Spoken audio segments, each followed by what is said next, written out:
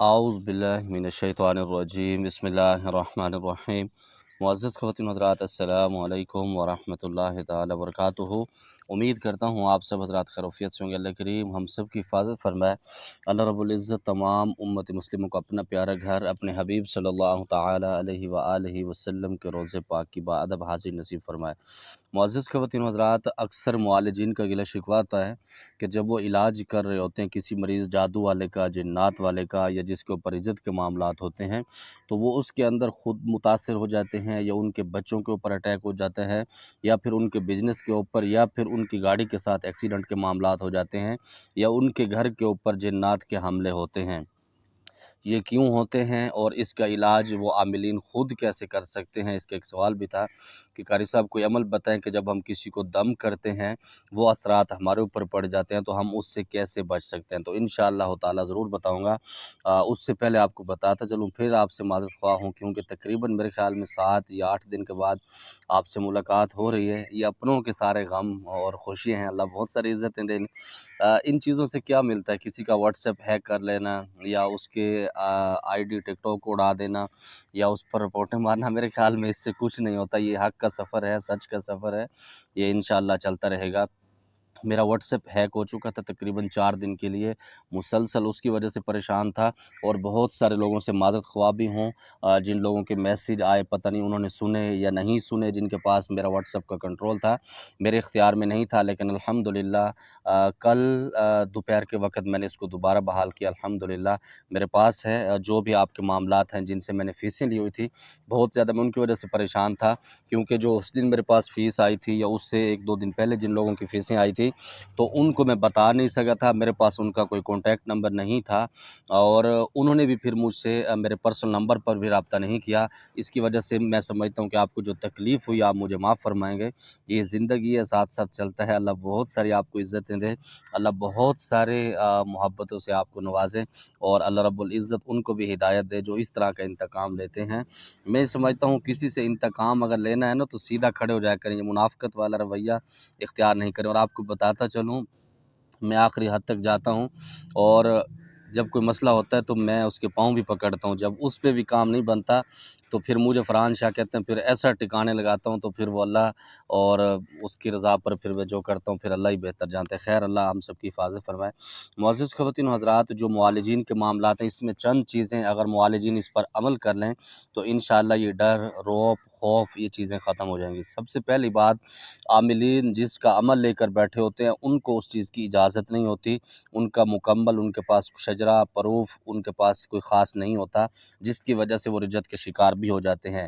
یا پھر ایسے ہوتا ہے کتابی عامل بن کے سیٹ پر بیٹھتے ہیں، لوگوں کا علاج شروع کر دیتے ہیں۔ جب آپ حاضری کرا کے بیٹھے ہوتے ہیں، آپ کتابی عامل ہوتے ہیں، آگے سے جنات کا اس کے اوپر اٹیک ہے، یہ جنات اس پر مسلط ہیں، تو وہ آپ کے اوقات دیکھ چکے ہوتے ہیں، اس وجہ سے وہ آپ کو تھریٹ کرتے ہیں، جس کی وجہ سے آپ کی کانپیں ٹانگ جاتی ہیں اور آپ ڈر کے شکار ہو جاتے ہیں۔ اس وجہ سے وہ اٹیک آپ کے اوپر زیادہ کرتے ہیں، کیونکہ ان کو پتہ لگ چکا ہوتا ہے کہ اس کے پلے کچھ نہیں ہے۔ اسی کے ساتھ جو معالجین بڑکے مارتے ہیں وہ بھی اس کے اندر آ جاتے ہیں، اور جو معالجین وضو کی پاکیزگی کا خیال نہیں رکھتے وہ بھی اس کے اندر آ جاتے ہیں، کیونکہ جب آپ سیٹ پر بیٹھے ہوتے ہیں اس کا بہت بڑا ایک طریقہ کار ہے، اس کا ایک ضابطہ ہے، اس کے بہت سارے لوازمات ہیں۔ جب آپ اس کے اندر کوتاہی کرتے ہیں تو بہت سارے معاملات آپ کے ساتھ خراب ہوتے ہیں۔ تیسرے نمبر پر ہمارے بزرگ فرماتے ہیں کہ جب آپ تشخیص کر رہے ہوں کسی مریض کے، تو اس وقت آپ کو اتنا بھی پتہ ہونا چاہیے کہ اس مریض کے پاس واپسی کا کرایہ ہے یا نہیں ہے، کیونکہ بزرگ فرماتے ہیں کچھ مریض ایسے آتے ہیں جن کو آپ نے خود کچھ دینا ہے، مطلب علاج کے ساتھ بھی اس کی مالی امداد بھی آپ لوگوں نے کرنی ہے۔ کچھ مریض ایسے ہوتے ہیں جن کو ان کے حال پر چھوڑ دینا ہے کہ وہ کچھ دے دیں گے، ٹھیک ہے، نہیں دے سکتے تو چلے جائیں گے۔ کچھ مریض ایسے ہوتے ہیں جن سے زبردستی بھی لینا ہوتا ہے، کیونکہ لاتوں کے بھوت باتوں سے نہیں سمجھتے۔ تو یہ ایک معالجین کا اصول ہونا چاہیے، ان کو پتہ ہونا چاہیے کہ کیسے ان کے ساتھ معاملات ہیں۔ جو بندہ ان چیزوں کے اندر کامیاب رہتا ہے، اس کے اوپر عمل کرتا ہے، تو انشاءاللہ کبھی مار نہیں کھائے گا۔ لیکن انشاءاللہ تعالی ایک عمل بھی آپ کو بتاتا ہوں अगर आप रात को सोते वक़्त ये अमल पढ़ के अपने ऊपर दम कर लेंगे तो इंशाअल्लाह जितना सख़्त मरीज़, जितना जिन्नात वाला, जादू वाला, रिज्जत वाला, बंदिश वाला मरीज़ आपके सामने बैठा होगा, आपकी कान पे नहीं टांगेंगी। इंशाअल्लाह आपका रौब, दबदबा उसके ऊपर होगा। मसला ये होता है कि आमिलीन दिन को पैसा कमाते हैं, रात को मज़े से सोते हैं ना। रात को वो कहते हैं ना कि दिन को रोज़ी तलाश करो, रात को जो रिज़्क देता है उसको तलाश करो। तो इसी तरह जब आप दिन में अल्लाह रब्बुल इज़्ज़त की मखलूक की खिदमत कर रहे होते हैं, इलाज कर रहे होते हैं, तो रात को उस पाक परवरदिगार से दुआएं भी क्या करें कि या अल्लाह आप हमारा भरम भी रखा करें, जिनको आप भेजते हैं उनका भरम भी रखा करें और हमारा भी रखा करें। वरना मैं तो हमेशा एक दुआ करता हूँ कि या अल्लाह उन मरीज़ों को मेरे पास न भेजा करें जिनका इलाज मेरे पास आपने नहीं रखा हुआ, इस आजमाइश में मुझे न डाला करें।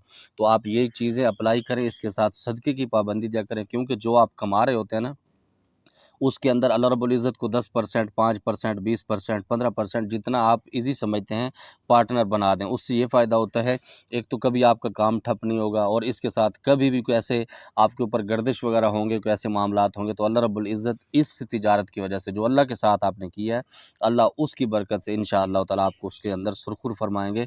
और अल्हम्दुलिल्लाह इस फ़कीर का भी यही तजुर्बा, जब भी कोई मुश्किल आती है तो कोई न कोई बड़ा जानवर उसको ज़िबह कर देता हूँ या किसी गरीबों के अंदर कुछ न कुछ बाँट देता हूँ, तो अल्लाह अल्हम्दुलिल्लाह उससे सुरख़ुर फ़रमाता है। तो मुअज़्ज़ज़ ख़वातीन व हज़रात, ये मुआलिजीन के लिए ख़ास तोहफ़ा है जो रात को सोते वक़्त आपने करना है। इंशाअल्लाह ताला किसी मरीज़ का अटैक आपके ऊपर नहीं होगा। अगर आप समझते हैं आप सीट के ऊपर बैठते हुए डरते हैं, आपको खौफ़ महसूस होता है या मरीज़ों का इलाज करते हुए आप कँपकँपा जाते हैं, तो आपको रात को सोते वक़्त आपने इशा की नमाज़ पढ़नी है। नमाज़ पढ़ने के बाद ये अमल आपने सिर्फ़ अपने घर के अंदर करना है। मेरे ख़्याल में तकरीबन 10 से 12 या 15 मिनट इसके ऊपर आपके लगेंगे। 3 मरतबा दुरूद इब्राहिमी पढ़ना है, उसके बाद आपने 11 मरतबा आयतुल कुर्सी पढ़नी है, वला यऊदुहु हिफ्ज़ुहुमा, इस लफ़्ज़ को आपने 11 मरतबा, आयतुल कुर्सी 11 मरतबा, वला यऊदुहु हिफ्ज़ुहुमा, इस लफ़्ज़ को 11 मरतबा। इसके साथ 3 लफ़्ज़ और देता हूँ, या अल्लाह, या बासितो, या कविय्यो, 111 मरतबा इनको पढ़ना है। अव्वल आखिर कम अज़ कम 3 या 7 मरतबा दुरूद इब्राहिमी पढ़ लें।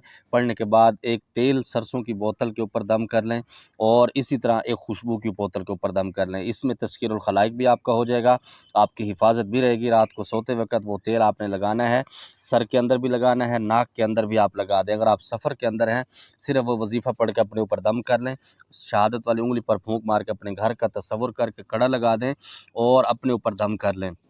आप आराम करें, दूसरे दिन जब आप सीट पर बैठें तो सुकून से बैठ के अपना इलाज मुआलजा शुरू कर दें।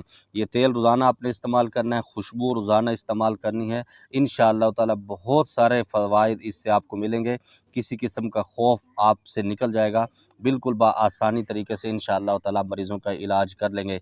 अल्लाह रब्बुल इज़्ज़त की बारगाह से दुआ गो हूँ, जो मुआलिजीन जिस्मानी या रूहानी इलाज करते हैं, अल्लाह रब्बुल इज़्ज़त उनकी हिफाज़त फ़रमाए, 100% दिन के मुताबिक ज़िंदगी गुज़ारने की तौफ़ीक नसीब फ़रमाए।